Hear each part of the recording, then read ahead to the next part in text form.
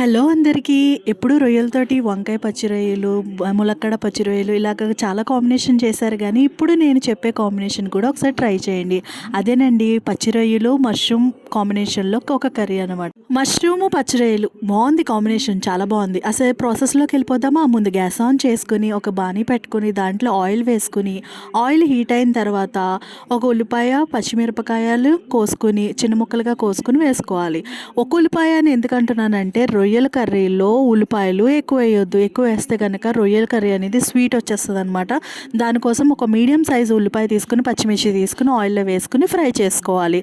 తర్వాత దీంట్లో అల్లం వెల్లుల్లి పేస్ట్ కూడా వేసుకుని పచ్చివాసన పోయేంత వరకు కూడా ఫ్రై చేసుకోవాలి. బాగా మంచిగా ఫ్రై అయిపోయిన తర్వాత, అంటే అల్లం వెల్లుల్లిపాయ పేస్ట్ మొత్తం కూడా ఫ్రై అయిన తర్వాత, అలాగే దీంట్లో కల్లుప్పు కూడా వేసుకున్నాను, సాల్ట్, ఉల్లిపాయలు త్వరగా మగ్గడానికి. రొయ్యలు తీసుకుని బాగా శుభ్రం చేసి ఆ రొయ్యల్ని దీంట్లో వేసుకుని ఒకసారి కలుపుకొని ఫ్రై చేసుకోవాలి. రొయ్యల్లోంచి వాటర్ వస్తుంది కాబట్టి రొయ్యలు బాగా వాటర్ అంతా ఎగిరేంత వరకు కూడా మనం ఫ్రై చేసుకోవాలి. తర్వాత కడిగి ముక్కలుగా చేసుకున్న మష్రూమ్ని కూడా వేసుకుని, మష్రూమ్లోంచి అయితే చాలా వాటర్ వస్తుందండి.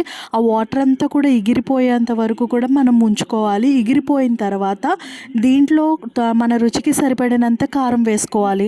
ఇక్కడ నేను కారంకి వచ్చేటప్పటికి 1 టీ స్పూన్ కారం వేసుకున్నాను. అలాగే ధనియాల పౌడర్ కూడా వేసుకున్నాను.